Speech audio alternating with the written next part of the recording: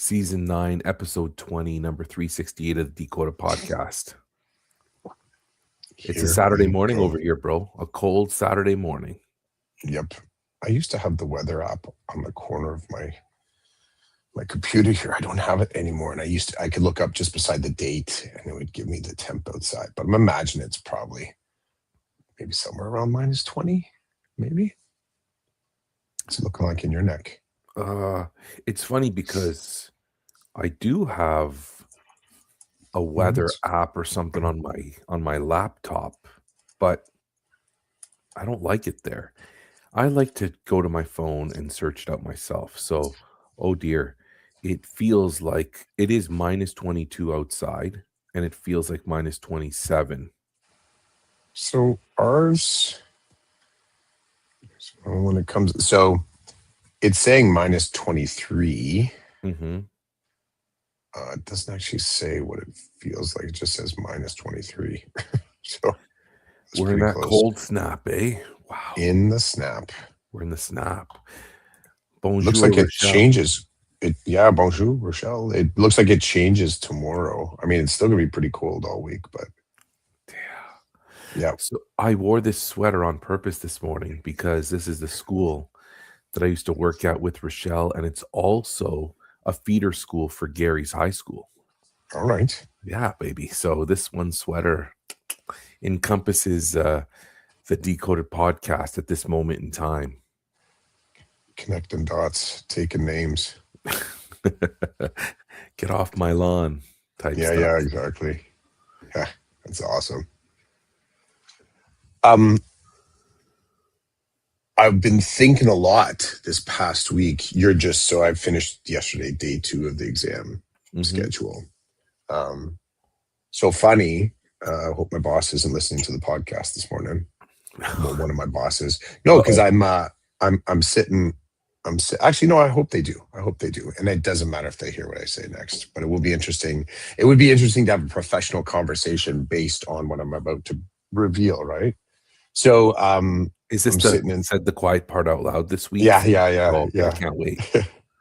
So it's not huge, but I think we'll all have an appreciation of this.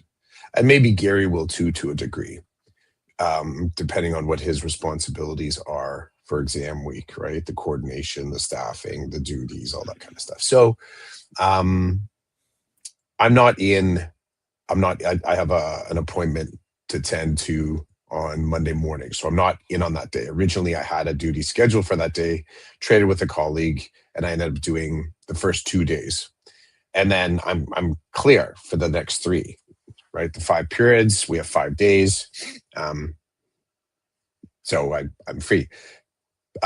So, I'm not the type when these kind of duty roster schedules go up. Like I don't start scanning around and look for balance to make sure everybody's got, equal stuff. I don't care. I really don't care. My life is good. I get that there's contractual ways to come about it. When I was branch president, I would scrutinize, I'd look, I'd ask questions, like move things around. But me right now, I don't go there. So I do my 2 duties, and I'm sitting in the office yesterday and I'm talking with the department head. I just say, I'm not in Monday morning, but I'll be in the afternoon. She says, well, when's your next duty? And I'm like, that's it. I did my 2. She's like, 2? Everybody's got 3. I'm like, oh, all right. I said, I'll send an email off to the principal, say, like, if you need me somewhere. I said, otherwise, I'm just going to be, during exams, our office is right beside our 2 support rooms. So I'm kind of, good morning, Gary. I'm just, I can bounce back and forth. I can float. And as I hit send, she's like, well, don't send that in. Like, you don't have to sort of ask for more work. I'm like, no, I'm fine with it. I mean, I'm here to work. And part of me saying that is that in my mind, I had sort of, with exams going on, I've mentally kind of said, whatever I can get done during that 3-hour period, I'm pretty happy with. It's the afternoon that I have to do the heavy lifting with. Afternoon, I got to make sure that I'm tight. So that's what I'm planned for, right? So it was funny. So it's not said the quiet part out loud this week. There's the second one that I want to talk about, the quiet part out loud, because The other one's a little bit more, maybe a little bit more juicy. No, I hope, if my boss hears the pod this week, fantastic. Um, but it has to do with thinking about this whole process of making it credit salvaging, credit recovery, exam, next steps. But we can get to that eventually. We got a little bit of time this morning, so I think I got to try and get off by, let's say like 9:15. I'm on bagel duty, so I got to go get bagels for the fam. But yeah, it was just that idea of the dude. It's like I'm fine being the guy to sort of to throw in and help with stuff. It was funny yesterday, even though I had accounted for, I had a couple things I really wanted to get done in the afternoon. My the department head was pulled into an in-school team meeting. The assistant department head was supporting kids finishing exams, and a family was scheduled for a tour. And I will tell you, I love giving tours.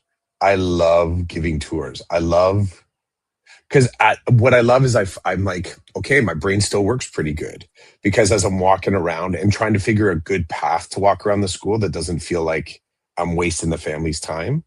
So this was with a family, a student that's scheduled to come into our school in September. So into one of our programs in special education. So it was cool. Meeting the mom, I got to meet their principal. I met the kid, and the kid, super funny, super quirky, like just my jam as far as little humans go. Asking a lot of questions, a lot of blurts, just like big. I'm like, okay, that was kind of funny. That was kind of not funny. It felt like I was kind of doing a little bit like a learning strategies class as I was walking around with the fam. But I am the guy. I am the guy. You asked me. You asked me if I am happy to jump in. If I can't, I'll say it. I'll tell you I can't. But more to the point, that first part. Getting an extra duty or throwing in when it's put in front of, because the whole time I was thinking everyone got two duties. I don't know what the number is. I'm imagining there's a number that it has to hit, right? Like you have to have so many hours of duties during the exam cycle. For me, I put in 6 hours between two. Am I supposed to have 9? Am I supposed to have another duty? I don't know. We'll wait and see. Who knows? Maybe Tuesday I'll be given a duty or something. Well, I appreciate that, and I appreciate.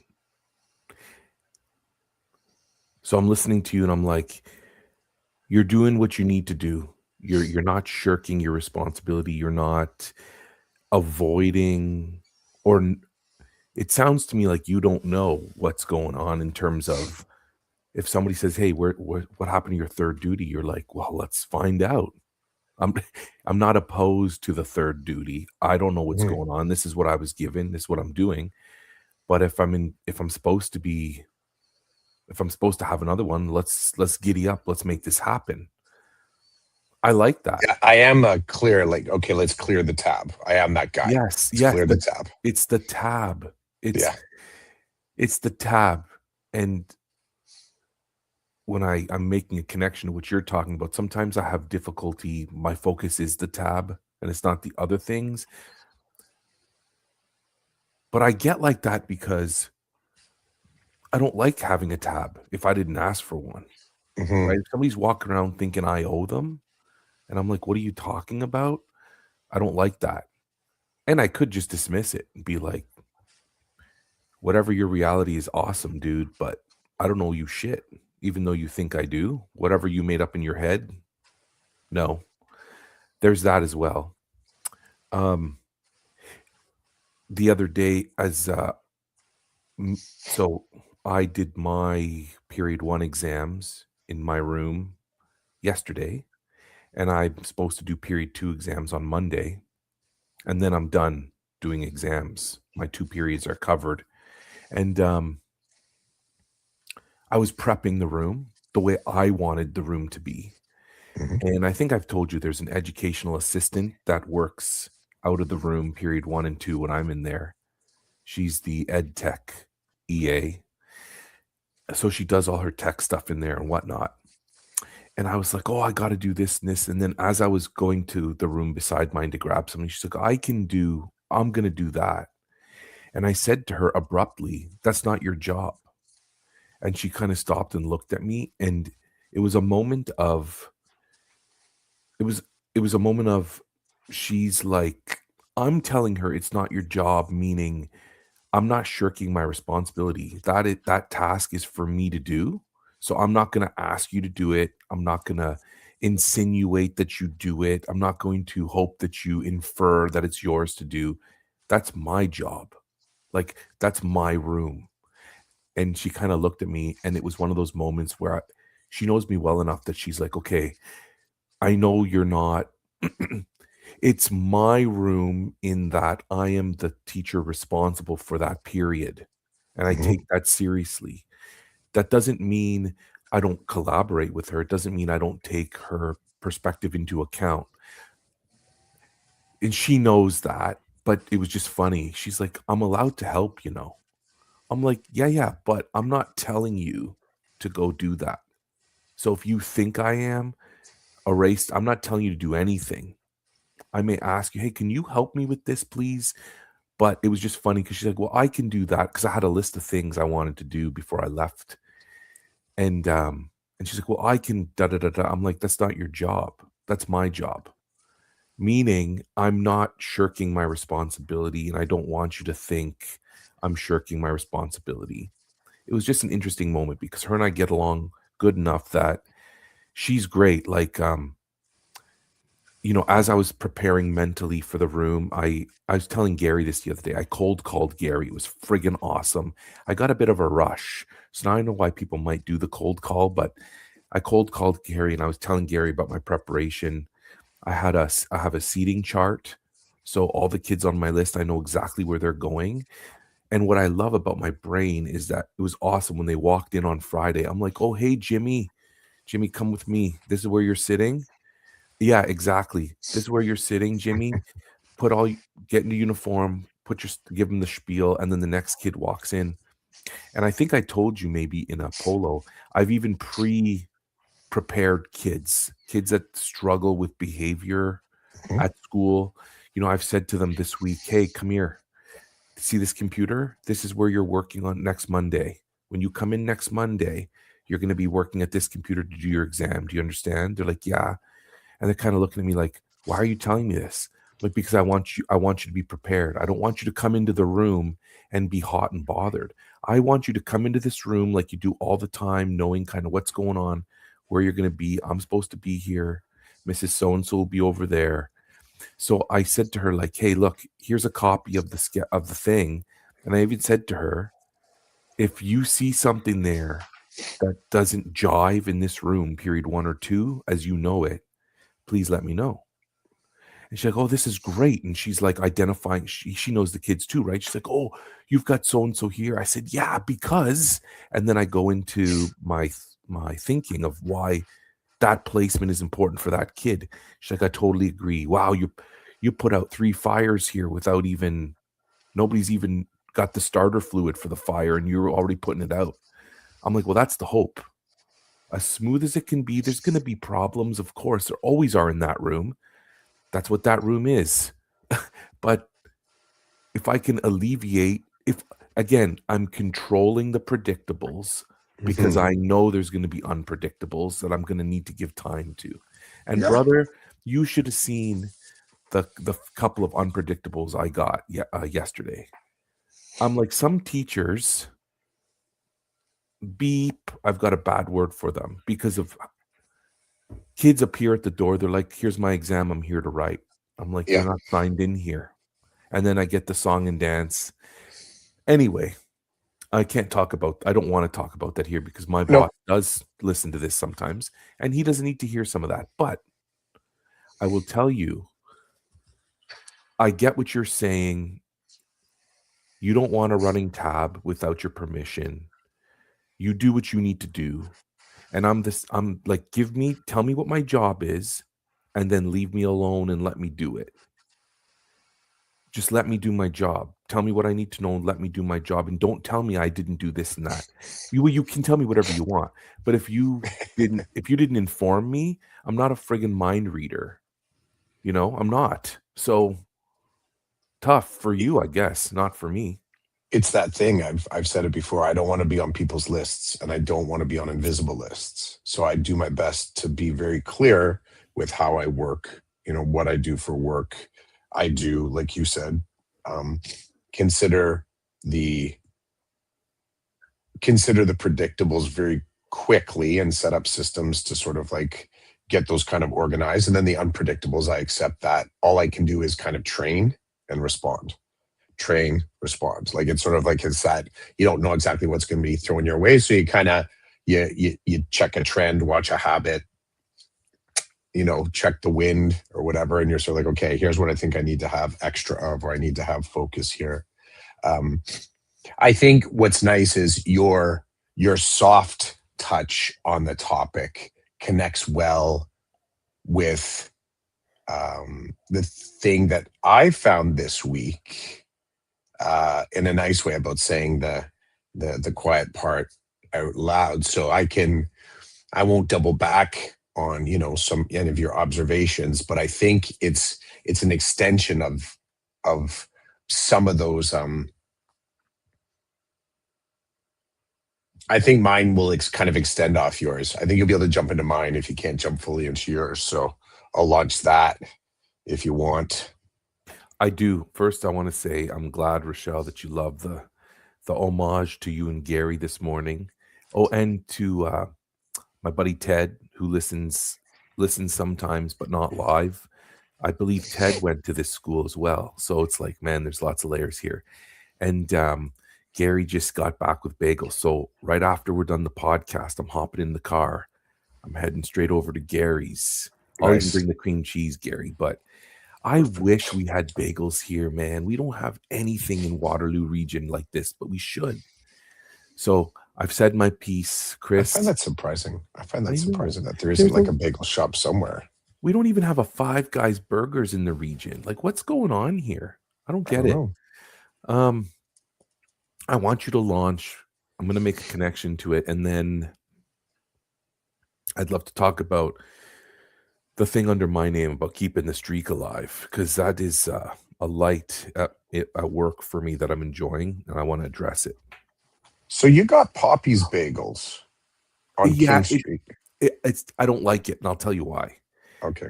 So Gary, St. Jacobs. So Gary, you and I are gonna have to talk. You're gonna have to tell me more about that, because I'd love to grab some good bagels from St. Jacobs. It's not too far from here. You'll have to tell me about it. That's the only one that pops up when I drop in like Poppy's bagels Bagels is one in of your these. neck of the woods. Like that's nothing else comes up like branded. I'm sure you could get them at Zares or Yeah, right. but I want a bagel shop. You want I want authentic. Yeah, Poppy's is not. When I've walked past it several times. It's in Uptown Waterloo. It's like a Yeah, yeah. posh little store there in our Uptown. It looks And fancy. It's got some yeah, fanciness. it's one of those things where you go in, you order your bagel sandwich, and you leave, or you sit down, you eat it like a cafe. It's not. Yeah. I don't see it as a place where I go and I'm like, I want 2 dozen bagels, this kind and The that kind. the I don't. owner looks a little Uh-oh. little hipster to me. A little bit. It's a That's okay. hipster I mean, place. where I go, like there's flour in the it's a company called What a Bagel.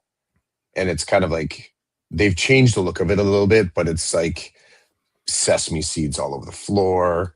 That's what They I have want. the cooler that has like the Cream the cheese? cabbage Oh, soup, all oh. the different cream cheeses. You have different foods for Passover. Like it's a rough cut. It's a franchise, but it's a rough cut. And then you got the. I will say so to this end. I've actually I don't think I ever told you this. Remember back in the day? Back in the day, I said I wasn't going to go back to a place because Yes, I yes. saw the owner vaping as he was walking into the kitchen. I don't think I ever told you. I got an apology email back from somebody there saying, it's unfortunate. We've addressed it. We would really like you to come back. We're tightening up our rules. Now, I, in my email to them, didn't say that I'm 99% sure it's the owner. I said, but there was someone that walked from cash to the front to the back and popped his vape out as he was walking through. So anyways, but yeah, I got apologies. So as it happens, I've gone back there. I've now returned as a customer. But again, it's a bit of a rough cut. They got a ton of different tasty baked goods there. The only thing I wish I had better coffee. I wish I had better coffee. And it's funny, I've walked in there with a coffee. Like I have my Tim's as I'm standing there. Remember back in the day when that wasn't a thing? Like it was really frowned upon to kind of like you walk in one food place carrying food from another. I don't know if people give a shit anymore as much. But yeah, anyways, they said get a coffee. So one time I was like, okay, I'll try your coffee. And I tried their coffee. I'm like, this is dirty water. Like it wasn't good. I think they'd be more bothered if you came in with Tom's and not Tim. Oh yeah, Tom Hooten's coffee. So sorry, did you say go ahead pivot or I forget now? Yeah, we got to bagels. I want you to launch. Okay, so I'll launch it. So this past the 2 days, but it's kind of like this whole tarmac that we kind of cruise along before we get to the end of the course and go on. And it's, that's that process of preparation for exams and culminating, and then credit salvaging, and then you have culmination completion, then you go into credit recovery, and then you have failure, and all this sort of the next steps thing. And much like what you were kind of tapping into, this mindset of saying no, you're not on the schedule. No, I didn't get your paperwork in time. No, it's kind of like, I get it. Teachers often feel this obligation to be the gatekeeper of like, I'm gonna help you understand what the world expects of you. So you better follow the rules now, because when you get older, when you get to post-secondary, when you get a job, you can't be late. What all these kind of like projections. This past week, I stopped and I looked at all these projections. They just kept on popping up one after another. And I'm like, I think I'm kind of done with projections. I think I'm kind of done with this idea that I have to be obligated for a future, your future, that I am not going to be directly a part of. So I'm going to bring it back and be present. Am I capable? Do I have the resources? Do I have the wherewithal? Do I have the mobility? Do I have the dexterity? Do I have the knowledge to help you right now with this thing that is right now? So as an example, you mentioned this kid walking in and somebody's response, well, you're not on the schedule. So my response I'm working on, I look around the room, do I have a spare seat? And I'll work out the paperwork. I'll do the headache of the paperwork. I don't need to turn that into, it's projections. When projections meet teachable moments, I think that's kind of effed up. I think that's where we make the mistakes. So we take this teachable moment where you just need to be present, help the kid navigate it, give them the support that they may or may not be asking. You're time traveling. I remember this. I did this. This could happen. But you go, here's the now. Here's the thing. Do this. Make it super simple. Kid walks in. They haven't signed up for an exam. They haven't handed in a thing. They haven't. Well, hand it in right now. What? You just hand it in right now. Do this thing right now. Have a seat. Start to write. Let's go. And then my dexterity is all around sort of how do I sort of adjust this moment here? I'm not going to stop and say, if you do this at university, if you don't hand in your paperwork at work, I'm really starting to not believe in those type of projections anymore. I'm really not. I think there's something that has happened where we exist. Our default mode is existing in these projections to a fault. And we have become too focused on future, which is a really weird thing to say, but to a fault, because I think what has happened is that sometimes the present is it's more complicated than we're prepared to deal with. So instead, we kind of clap back and say, you do this at your job in the future and you're going to get fired. Like, we make this prediction about this kid's life that it isn't true. The grade eights coming to us, I work with grade nines, and they're like, every single year they say, yeah, a high percentage of what my elementary school teacher said high school was going to be about is not true. And it got me thinking about, okay, so if how much time they wasted on trying to tell the kid on what was going to come down the pike, as opposed to what's right in front. We need to work on this right now. And the more work there, the better. I like what you said about, so here's the counter thought. There has to be some balance to this. Case in point, a couple days, and it's proximity. So a couple days before I ended my learning strats, I walked the kids through the change that they will notice between taking a test and taking an exam, because they had never seen an exam setup. So I came up with 10 norms that they would likely encounter in writing the exam. And I asked them at first, I said, scan over this. I said, have any of your teachers talked about this yet? And they're like, no, nothing's mentioned. I said, okay, I'm going to assume it's just because they didn't get to it, because all of these are true. And it's simple things. The reminder, your bag will be at the back. You won't have access to your phone.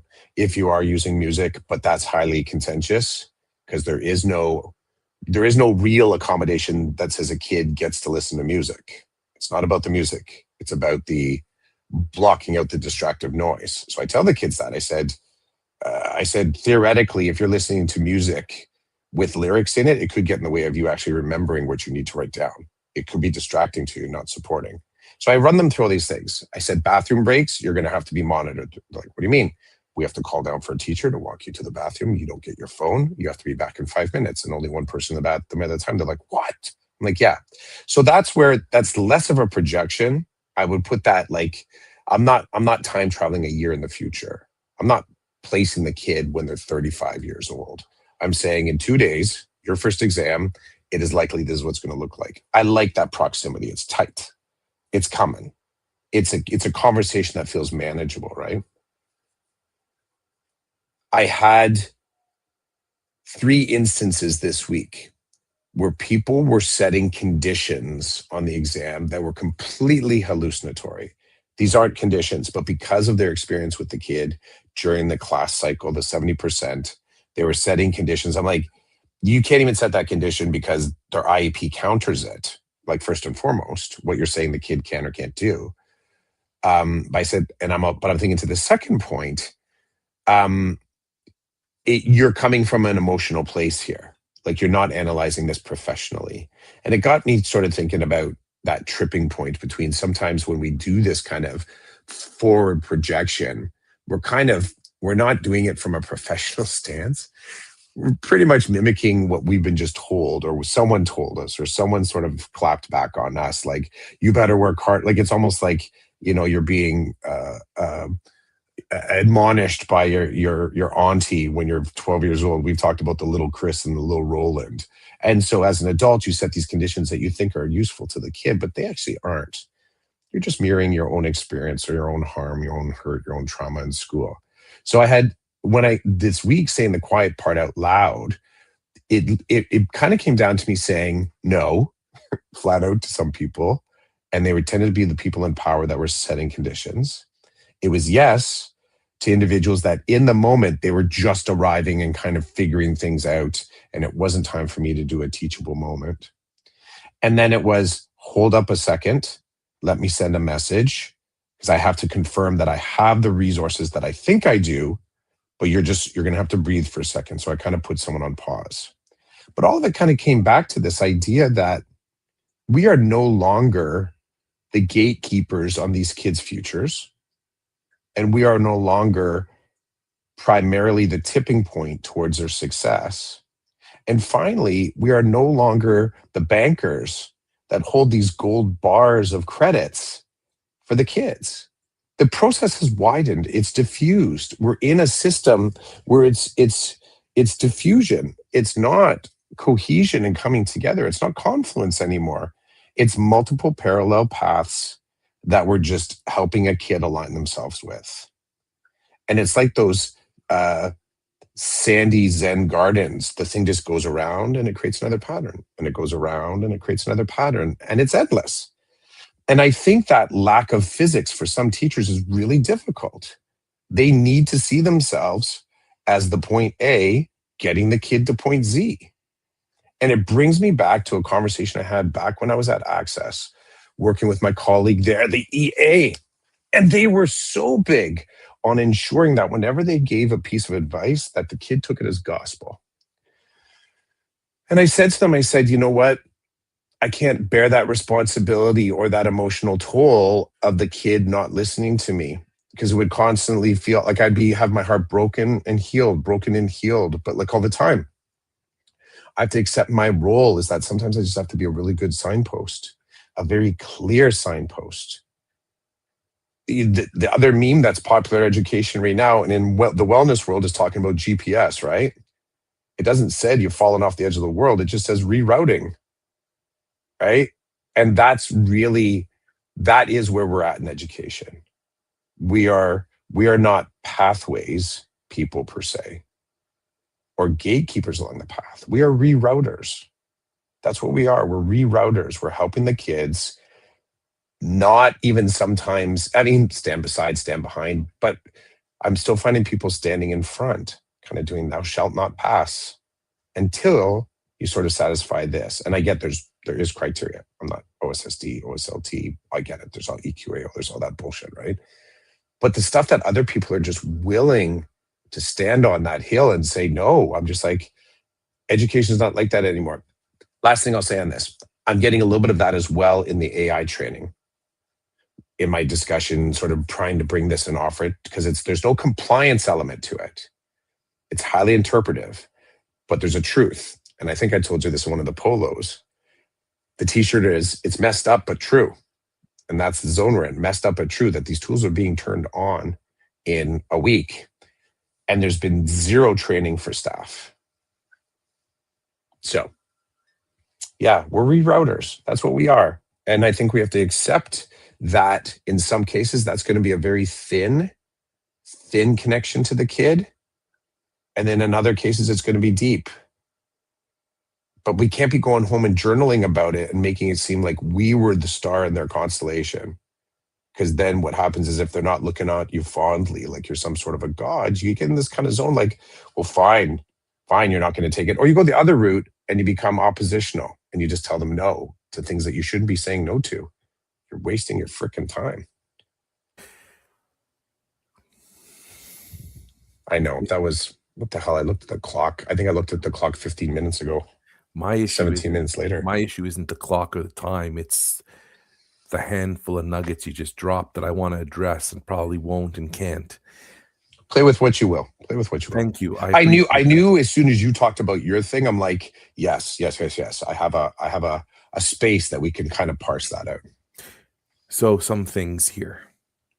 Thing number one, the kid walks in, I'm here to write.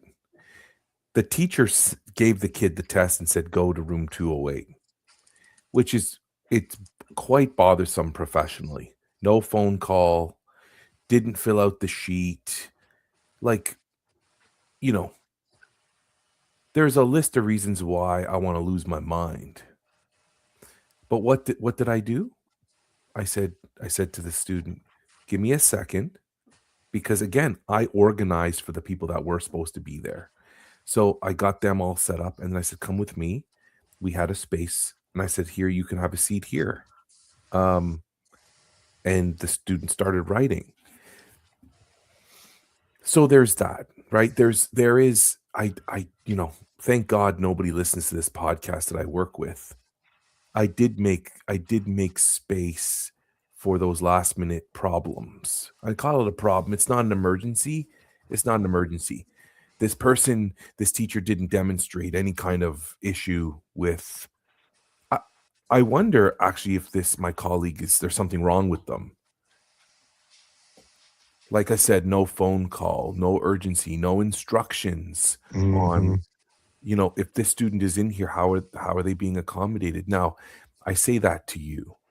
With the student in front of me, I did the right thing. I checked in. I don't know who you are. Is there something that I do to assist you? What works for you when you're writing a test? Like, now, I could have called the teacher, right? I wasn't gonna call the teacher. Sorry. There's a I had that room humming. I'm calling teachers for other things. I'm not calling you because just send somebody my way with no instructions, no warning, no conversation. I learned that the student is an MLL student. Great. An added layer of support required. So the student tells me, how he normally does testing and stuff. I'm like, that all sounds good to me. Mr. Chidiak, you need something, get my attention, right? No problem. He does great too. It's fine. Then another student I had walk in. I know this student. This student got booted out of their first period class because they stopped attending. And Mhm, the student comes in. The student is like one of these silent types, right? And when she's been in the room, she's reluctant to do any work. I feel we don't have a good relationship. But she comes in, I'm like, "Hey, what's up? How are you doing?" She goes, "Good." I said, "Tell me why you're here because you're not on my list. If you're writing an exam, I don't have anything for you." She says, "I have nowhere to go." I said, "What do you mean?" She goes, I'm not in that class anymore because I missed more than 15 days in a row. Don't want to go back to that class. I have nowhere to go." I said, "Well, guess what? I got a spot for you. You've got a spot in here today." And I'm thinking, "Oh shit, where am I going to put her?" Because mhm, I actually didn't have extra seats or anything by this point. So I grabbed the chair of the computer that is meant for me with like the list on it and stuff. And I'm like, "Take this, have a seat over here." And she goes, "What do you want me to do?" I said, "Well, if you have your Chromebook, because all my computers were gone." I said, "If you have your Chromebook, you can work on your other courses where you may have culminating stuff that aren't complete. You can use your phone to keep yourself busy. Like, I'm not creating work for you. I'm proctoring and supporting kids in here right now." She goes, "Okay." So she pulls out her Chromebook and she goes into it and starts doing whatever she's doing. So, I'm like, "Hey, good on you for showing up to school. You don't have a class that you want to be in, but you want to be in here. Great. Now I have no chairs left, right? So anybody else who comes in, that's a call I got to make to the teacher and say, 'I'm sorry, I don't have any place for them, and or I don't have a computer, and that's why you sent them. And you didn't sign up on the list a week ago.'" So like mhm, that's where the hard no happens because all my soft stuff was I left some soft stuff because I knew some of my colleagues were going to be idiots, and that there would be emergencies because there's a difference between idiocy and emergency. mhm, So I did account for that. And here's the thing, bro. Like, you know, you can say what you want about how I'm talking. If I end up in front of that colleague before I simmer down, nothing positive is going to come from that interaction. I tell you that right now. There will not be I will not be speaking to them professionally. I will be heart and soul, raw emotion. What the F is wrong with you that you put a student in that situation, right? Because I turn the student around and say, "Go back to class." Really? On exam day when everybody's already like, you could feel the tension. Like you could feel the kid walked in like, "I was sent here." And the kid's like, "I don't know where I am or what I'm doing here." I don't need the kid to be up here, man. I need the kid to come down because ultimately they're the ones writing and demonstrating their learning. So I wanted to say that keeping the streak alive, keeping the streak going. So my principal is doing a 30-day visibility challenge where he is doing everything he can to be in classrooms, in the hallways, to be present in the building and not be in his office the whole day. I'm sure he's got a lot of important things to do, but he's like, "I want to be out and about. I want to be visible. I want to check in with the kids. I want to check in with the staff."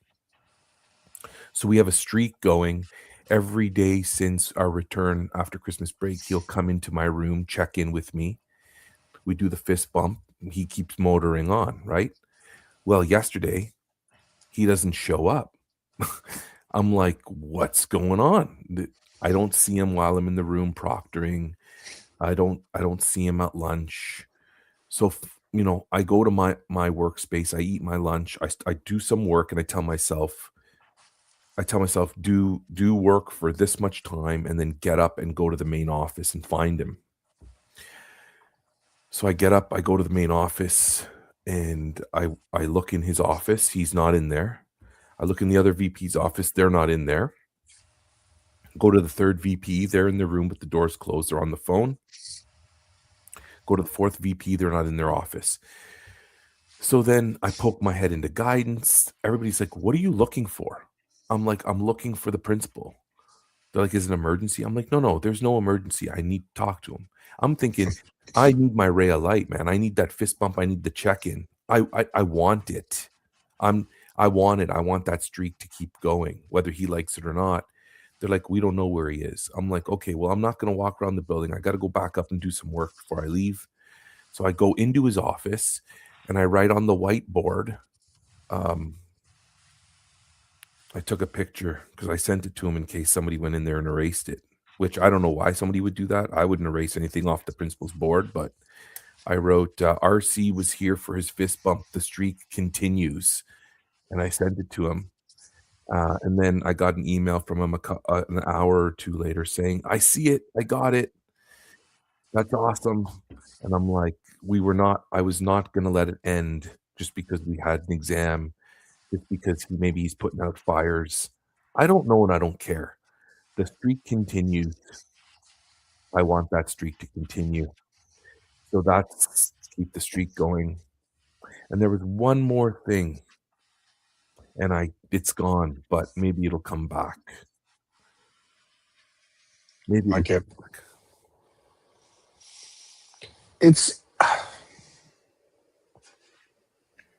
It's amazing. It's amazing these moments where we're uh, in complete denial of what it means to be a teenager and the chaotic energy that's just inside each one of those little humans, right? And us, like it, I sometimes try to go back, like, were my teachers doing this to me? Like, were they constantly nudging and kind of like, were they doing this to me? I have no recollection. Like, it's too far in the past. I know the teachers that I enjoyed being around. So maybe it's that t-shirt. They won't remember what they, taught them, but they will remember how you made them feel. Maybe that's it. I will say that I do remember specifically a teacher that I do remember what he taught me. I do. It's like, maybe it's because that shit kind of falls into life lessons / curriculum. Like, he did a good job, Mr. Watson. He was a history teacher. But man, Bro, I had no sense. I'll just say I had no sense. It's funny. You and I right now kind of like debunking, decoding, kind of pulling apart how we adults act. Like, did reflective practice even exist in the 80s? Beyond the going to grab a smoke in the staff room? Was it all just the bee and moan kind of stuff in the, was there? I don't know. Like, I wish I had access to someone that was still teaching in the 80s, but that would be a really old teacher. It's like, what was reflective practice like? Like, I don't know when the Enlightenment happened. When did the Enlightenment Enlightenment happen in era. education? Right? Like, do you know? Can maybe Gary or Rochelle, do you remember a moment in your career so far where it became cool to be a reflective practitioner? Can you actually say, like, yeah, because it was definitely not COVID. COVID did not do it. COVID did not do it, because you and I, kids, we both know what people were doing on Twitter a decade before ish. Maybe not a decade, but like, we know how that became. You had the influencers and you had the philosophers. That's what you kind of had. You had to kind of choose, right? You had the pedagogues, so you had the individuals that were just kind of like straight up, this is what I'm doing in the classroom. I don't give a shit if you watch my feed. And then you had the reflective, the philosophers, and then you had the influencers. Influencers were sponsored. They're trying to huck or sell something. They're basically busking on your Twitter corner all friggin' day long. Join my, you want to have a subscription, follow me, follow me. Then you had the pedagogues that were just like, hey, check it out. This is what I did. DM me if you want to know more. And then you had your philosophers. But I can't pinpoint. I will say that when I came out of teachers college in 2001, 2002, somewhere around there, I don't even remember. I don't have a sense that it was cool to be a reflective practitioner. I had no sense of that. I had a homeroom teacher. He was like, that's the best way I can put it, like a homeroom teacher, Michael Tudor. And I would say definitely he had threaded these types of mindset. He was early growth mindset. He was doing these true colors kind of things. Are you a gold, an orange, a green, or a blue? Do you remember that from back in the day? I do. He was big on finding anchoring image. I mean, back in the day, all we really did was talk about philosophy of education, but it wasn't grounded in reflective practice. It was this weird ass, like aspirational, deep talking out of your ass kind of a thing. Here's what I want to do with education. Here's how I see educate, right? And it was really popular to espouse that or kind of like put it up front. I can remember having that was a part of an interview talking about my philosophy of education. Hell, I think I even had to do it to talk about it to come into get my job with York Region. But I've come to believe that philosophy of education doesn't matter. How you reflect and then action on those reflections are actually more powerful. Because I'm starting to really see that education is not the thing that's wrapped, it's life. You don't get to say your philosophy of education. Like you don't get to be an a-hole as part of your philosophy of education and not be an a-hole in life. There's continuity there. I've come to really see that, right? We don't save our best for work or our worst for work. For the most part, we're the same, just with slight, modulation. So yeah, I'm trying to like, when did reflective practice become cool? I want to share one more thing on this just before I pop off. So in supporting teachers, I had a great moment this week. And I know we say this to each other all the time. You're going to like this. And maybe Rochelle or Gary will like this from this teacher's perspective, or maybe they do it too. I don't know Rochelle as well as I know Gary. So maybe Gary may be accused of this as well. I don't know. So I get a call from a teacher. They have several of my students that are on my caseload in their class, and they're just talking about some of the norms and the things that they're trying to manage for the exam. And they bring to the table one of the students that's had a particularly distracting week. They're just doing a lot of stuff in class. The teacher's concerned that they're going to continue to do that through the review and completely derail things. And before I get to respond to them, so they lay out their case, and they say, and I don't need any of your philosophy. I'm just not in the mood for it today. I'm like, cool. Last, I'll just say MG. I'm like, cool, MG. I dig it. Thank you for doing that. I said, I get it. I can hear in your voice. You're a little heightened. You are concerned. You're concerned about half of the class. But I love how they boxed me in. And I basically said, I can do that. Here's the direct actionable steps. I said, when the kid steps out of line or starts to distract, I just emailed you my mobile phone number. I'm in the school because I'm going to be all over the place. You text me. Either I'm going to ask admin to come by to scoop the kid. They're going to bring them to me wherever I am. I'm going to sit them down. They're going to continue their work from there. But I loved that she called me on my philosophy and reflective practice. She goes, and I know you don't take offense to me saying that because I've known you for a long time. And I've known this teacher for a while. I worked for them back in the day when I started teaching. But I love how they know that about me. I actually really love. She said, I appreciate it. I know you can see both sides of it. And I always learn something. She said, I don't want to learn anything in this moment. I just want you to help me fix it. I'm like, I can do that. We'll talk about it later. But another great example of what's in front of you. She did to me what I think more people need to do with the students. Here's the short form. Let's get it done.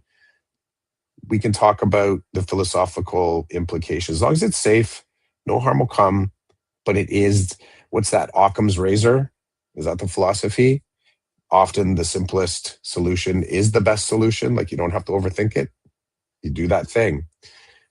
So yeah, I just want to throw that in there on the tail end of that. Like, I loved how she kind of took me down a little bit even before I got started. And likely, I'll tell you, she saved me from myself, because likely I would have went down a philosophical, despite the fact that I know everybody was like in exam mode. I'm like, let's just slow this down and talk about it for a second. She's like, no, I want actionable steps. Give them to me. I find at school not many people want to hear the philosophical components. They don't want to engage there. There are a couple of people at my school that will indulge me that way, but I also indulge them. So it's like Yes. we can go there. I find where where I can dip into the philosophy is in the main office with Yeah. with guidance, student success, and or administration. It's funny because I think we're the same kind of weirdo because we all belong to the same weirdo group. But like Yeah. nobody in the math department wants that. Nobody in the English department wants it from me. Nobody wants it. Not even in spec ed, they don't want it. They're like, Chidiac, but if I go to the office, they'll take it, and the same with guidance and student success. I made some notes because I wanted to remember. So let's talk about what's in front of us. Okay. The other day, the student who I see around the building all the time, you know how I don't know if you walk around the building, you see certain kids, you see them often just on your path and your timelines. So this one student, I've seen her around a lot over the last year and a half, but I don't know her. Hmm. But the other day this week, she walked into the monitoring room and she's like, "Hi." And I'm like, "Oh, hi." And she was very hesitant. And I'm like, "What's up?" "Well, my teacher said I could come down here and do some studying. She said something about putting my name on a list." So I look at the list. I'm like, "Oh yeah, you must be so and so." She's like, "That's me." I'm like, "It's nice to meet you officially. I don't think I've ever met you before." And I'm doing this like I can tell she seemed her body language was not right. There Hmm. was there was something not right. So I'm like, okay, well, instead of me just saying, "Hey, go use that computer," it's like, "Hey, I've seen you around. It's nice to see you. I'm Mr. Chidiac. What's your name?" Even though I knew her name, but I wanted to do this. I wanted to do this. I wanted to experience this what I call buffer between walking into a room and not understanding and then sitting down and starting your work. So I play with the buffer a little bit, and then she sits down, she gets started. The next day she comes back and I'm like, "Oh, hey." And I say her full name. She kind of does one of these. And I'm like, I have to do that because I need to remember who you are. And so part of my learning is I saw your name on the sheet. I remembered you from yesterday, but I don't want to look at the sheet when you walk in. I want my brain to make the connection so that it's solid. I know who you are. She's like, "Oh, that's very nice of you." But she goes, "I don't remember your name." I'm like, "No problem." And I laugh and I'm like, "That's funny because usually like that's why I do these things because I'm the one that never remembers. But I expect all of you to remember because your brains are so the You got it. plasticity. Ticity. Thank you. Plasticity is all there, right? I expect you to be Hmm. able to do that. Anyway, so then she comes, she sits down, she gets started. In that moment, I love those moments because I actually feel like I'm doing my job. Hmm.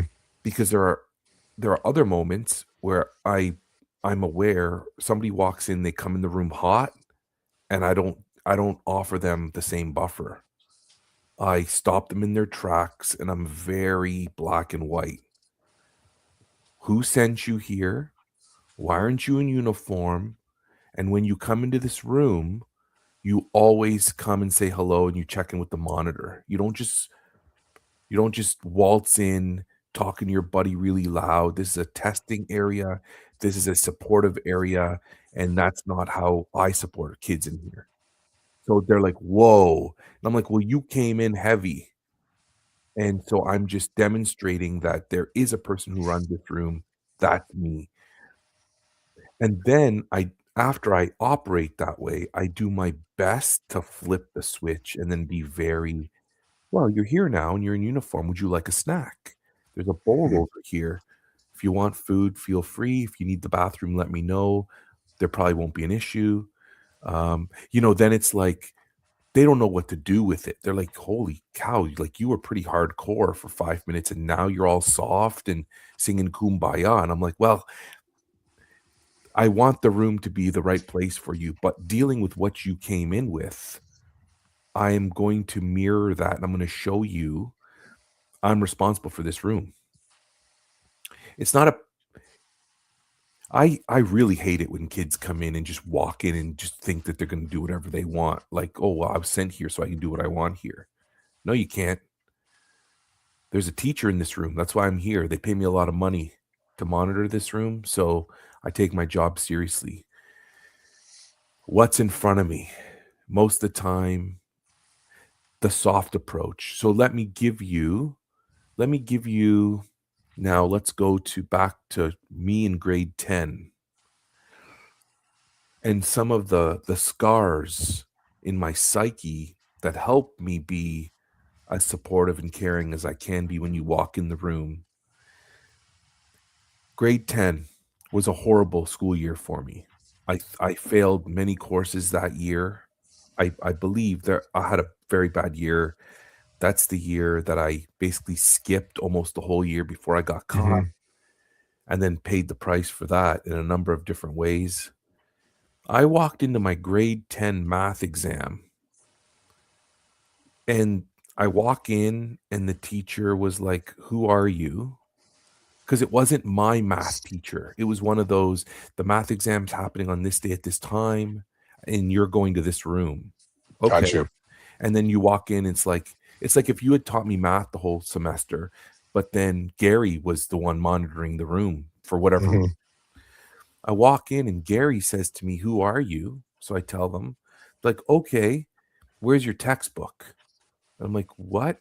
They're like, "You're not writing your exam unless you hand in your textbook." I said, "I don't have my textbook. It's at I home." remember those days. And they're like, "Get out." And I was like, "Huh?" I would because I was heightened. I was not ready for my math exam. I had skipped the class the whole semester. I wasn't ready for math, but I I had to be there, right? And they just matter of fact, they're like, "Leave." And I said, they're like, "If you go get your textbook, you can come back, give me the textbook, you can sit and write your exam." I said, "My textbook's at home."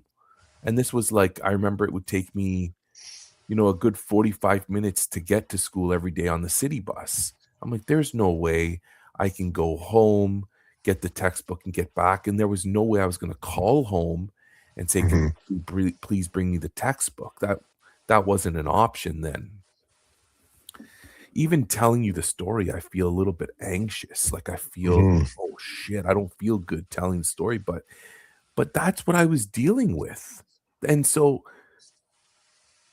I do my best with that kind of foundation. I do my best not to do that to the kids. And Mhm. there is there has to be a fine, there has to be a deadline. There has to be. There's no way there can't be. And and let me bring you then to this morning. I wake up, there's an email from one of my e-learning students that was sent last night at like between 11 and 12. And the email says, "Oh my God, Mr. C, I messed up. For some reason, I thought I had more time to write the exam. I didn't realize that the exam window was from here to here. I missed the exam window." And so it's like, okay, I could easily say to the student, well, tough luck. You just lost 15% of your final mark. Did I do that? No. I emailed the student back this morning before we started our podcast, and I said, I got your email. I'm sorry that you had a brain fart. I said, if I ever meet you face to face, you owe me a fist bump. I've extended the exam time. Get it done. Now, if they don't do it within the time that I've just extended, well, that's their problem, right? Like I did the right thing. And I even messaged the whole class because there's 5 people that didn't do it. And I said, my title, it was, I don't understand, dot, dot, dot. And then my message was, I don't understand how you missed writing the exam. I don't understand why only one person reached out to me to explain their situation. I don't understand. So somebody help me understand. I don't want to be the grade 10 math teacher that says, you don't have your textbook, leave. I don't. I just think it's not right. And at the very least, I feel like shit thinking about it. So I extend I extend some grace, and then we see what I get back. Right? What like but there has to be deadlines. There has to be. So all I want to just kind of season that statement with, because I don't disagree with that. What I want to make sure that's included in this algorithm, though, is that we ask ourselves why more often than we ask others. Because there's some things that you don't have to understand. You really don't. Not you, the royal you. You don't. If you're operating out of purpose and duty, you don't have to know why. If your purpose there is to deliver a product or to support a function. And I think this is where sometimes we get tripped up as educators, is that we misappropriate our power. We assume that that is what we need to know in order to support the thing that's in front of us. And I think it just makes us clumsy sometimes. If a student shows up and they have nowhere to go, provide something, a place for them to be. Flat out. There is, there's far fewer actual things that are going to go wrong by saying, yes, have a seat here while I work on this thing, than there are by sending the kid away. And then figuring out you do need to sort of action. You got to go find the kid. You got to call the parent, like this, the complications that come. I'm just finding like this, again, it comes back to this, the benefits of being a philosophical practitioner, I think, is also knowing when you actually need to ask why and when you need to just do action. And if you can operate within that, be philosophical a little bit or reflective, then you're able to see that, yes, there are rules and deadlines, but we have to be able to operate within a human bandwidth that allows for mistakes, that allows for misinterpretation. And again, it makes our job way more complicated. It does. But again, the application of energy into that moment as to what you're seeing in front of you, as opposed to what may have happened just before. We're big on antecedents. I get it. We want to know what led to this current state. We want to make sure that we build a plan that leads to the next current state. But a staff that are 100% rule followers are going to make more mistakes. They're going to make more mistakes than a philosophical a staff.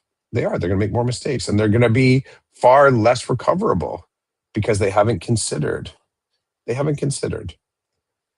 And this week, there was a moment this week where somebody was complaining. There was a complaint that was posted. It was a group of teachers. So we have Exam Central, right? We have, I think a lot of schools have that. Like it's the hive mind of any exam week. And they were talking about an individual that hadn't handed in their exams yet. And they were kind of, this is where so I'm pivoting a little bit, but I feel like it's the same, being able to operate philosophically and not just according to the rules. So the people all at the table were all hemming and hawing about how bad this is. They haven't handed it in. And I said, you know what? I said, it's a pretty astonishing flex. They've entirely kind of like disregarded the rule because exams were supposed to be in like a week ago. Like they have to go through so many hands. And I said, and they're handing them directly to us. I said, so I get all of your concerns, but I also know there's a few of you in the room that are kind of jealous, that are thinking, man, like what you're actually saying is a big problem is your amazement that somebody's kind of just operating according to their own rule set. And it just paused. It paused the conversation. And some people kind of smiled. I'm like, really? Like, and then 5 minutes later, the person walked in with their exams. But they really did. Like, on one hand, the rule is it's like, what does this person need to be, punished, admonished? Do they have to go have their sit down with the principal? You know what I mean? I get it. I get it that they've kind of tripped a lot of little lines here. But it was just kind of funny. Again, everybody at that table was just pounding on the rule and how problem. And really, is it a problem? Yes. Did the actual chaos of the problem, chaos caused of the problem, match the emotional like wackiness that was going on the table? No. They were all lighting each other up. We still had 15 minutes to the exam. It takes 3 minutes to walk from there to wherever it is. It's just work to get those exams in front of the kids. Again, I think it's just to look at the rules and to be able to sort of understand them at a deeper level than just what's written on the page. I appreciate being able to do that. Have I gotten into trouble for it? Yeah, I've had people kind of say, well, that's not how the rule is supposed to be delivered. I said, okay, I'll know that next time. And it's not like I was in a major, I didn't create damage or harm. It might have just been that now I've triggered some other litigious or bureaucratic path. A form has to be filled out afterwards, or now we have to get some sort of sign off from the super. I'm like, but again, this is the fluidity of our system. I go all the way back to, we are now rerouters. We're not, there's so much fewer gatekeepers in a lot of ways. And just like going back to, if a kid is not successful in the course, teacher, let it go. They're going to be picked up by somebody else, and then somebody else, and then somebody else, until they get to a spot like what you just said, until the kid stops trying, right? Until the kid just says, yeah, whatever, I'm just going to take the course again. And we're not trying to sort of load the kids into that space, but it's like, we no longer have, we have power. We no longer have the same power. So I think we got to kind of shift our mindsets a little bit. I know you have to head out. Just a few things. Do it. Rochelle said smoking was in the boiler room, not the staff room. She says that she thinks she may have started the reflective practice in 2006-ish, Okay. around the time PLC started. She was told by a mentor that we need to be able to see the gray. Yeah, I would agree to all that. 2006, eh? Yep. I think that's probably also, I mean, PLCs and PLNs, that was Twitter language that made it into our IRL life, because everyone had some sort of professional learning network. But when they said that initially, they weren't talking about their colleague at their school. No. They were actually talking about their social media connections, whether it was on Facebook, because they're there and they're still there, Twitter, now X. You didn't hear so much about it on Instagram, but those were the two major flavors, I think. Or you consider, those were the interactive ones, or you had some that considered their PLN/C, like the blog. They're following some Eric Kurtz blog, or who are some, what's the cult of pedagogy person? What was that person's Jennifer name? Gonzalez. Yeah.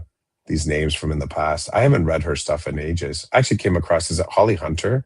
They're a Google evangelist, aren't they? Holly Hunter, I think. No, is that the actor? Holly. Her first name's Holly. I can't remember her last name. It's not Hunter. Holly Hunter's the actor. Holly, but you know who I'm talking about. I know who you're talking about. Yeah, she's the Google evangelist. So yeah, I remember 2006, eh? That's like early. That. It feels it, right? I don't mind having that clocked. I wish there was a way to kind of go back in. I mean, I've scrubbed my Twitter feed so many times that, yeah, I mean, to be able to go back in the day would be useful. But let's face it, Rochelle, from what I know of Rochelle, is the type of practitioner that was probably always personally reflecting, just not in the way that it came to be, popular for as type of thing. You get what I mean? Right. Like there are some practitioners that just operate that way and Mhm. some that don't, some that need to learn it and have learned it. Yeah, everybody's got their superpower and some people already have that built in. Yeah. She's off to the dance studio. Have a great weekend as well. Have a And great weekend. Stay warm, drive safe. last words, Chris, before we sign off? Yeah, I'm good, brother. I'm good. Thanks for letting me blather. I feel like I kind of held the mic a little too long. No, I appreciate your patience.